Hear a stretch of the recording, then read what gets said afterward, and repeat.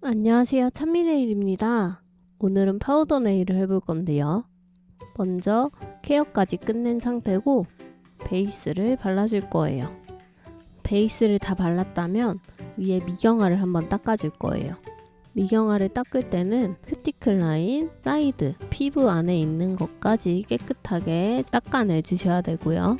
그리고 닦을 때는 솜보다는 키친타올을 사용하는 게 훨씬 좋습니다. 이유는 솜은 아무래도 털처럼 실이 많이 묻어나오기 때문에 먼지가 많이 없는 키친타올을 사용하시는 게 좋고요. 저는 코스트코 키친타올을 사용하고 있습니다. 컬러도 발라주시고요.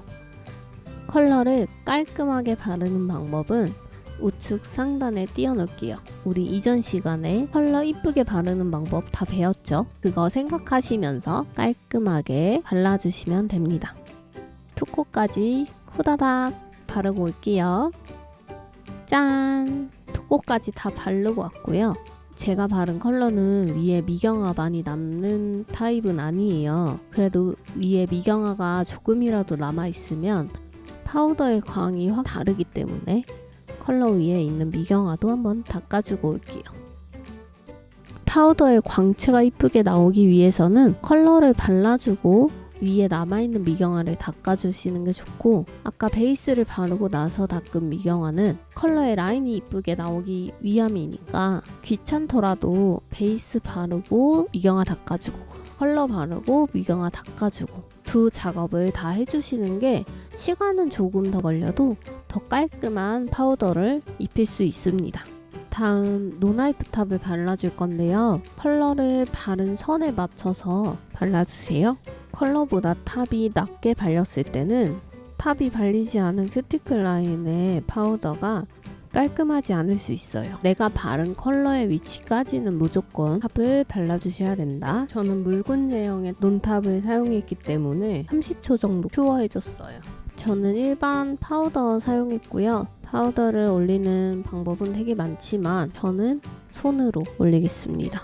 손에 파우더를 묻혀준 다음에 전체적으로 톡톡톡 올려줘요. 저는 5발톱 다 톡톡톡 올려준 다음에 매끈매끈하게 광채가 나게 문질러 주거든요. 문질문질 사이드 구석구석 파우더가 다 들어가서 광채가 날 수 있도록 정확하게 밀어주시고요. 손톱이 기신 분들은 손톱으로 긁지 않게 조심해주세요.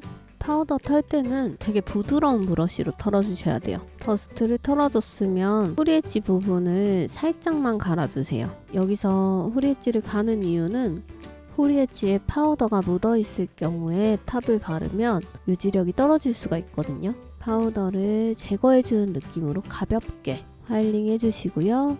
저는 이번에 출시한 꼬알탑을 사용해 볼 거예요.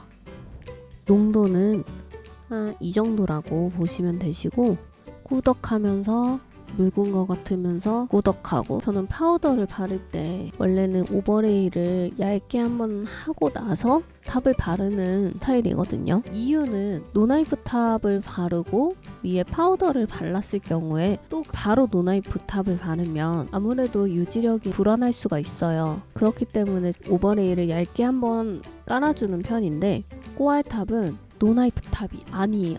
그리고 제가 아까 제형을 보여드렸다시피 너무 묽은 타입도 아니고 그렇다고 너무 꾸덕해서 사용하기 힘든 타입도 아니에요. 파우더를 바를 때 사용하기 너무 좋은 탑일 것 같아서 이번에 제가 꼬알탑을 사용을 해보았고요. 유지력 너무 좋을 것 같긴 하거든요. 추후에 유지력 좋은지 안 좋은지 그것도 제가 나중에 올리겠습니다.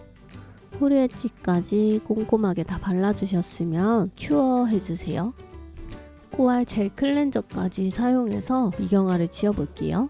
꼬알 젤 클렌저의 사용감을 말씀을 드리자면 젤 클렌저의 휘발성이 되게 좋아요. 미경화를 닦아내더라도 약간 잔여물이 남듯이 남아있는 경우가 많잖아요. 되게 깔끔하게 닦여요. 확실히 호환성 있는 거를 판매를 하시는 것 같아서 와이퍼 탑을 사용하기에 불편하지 않을 것 같아요.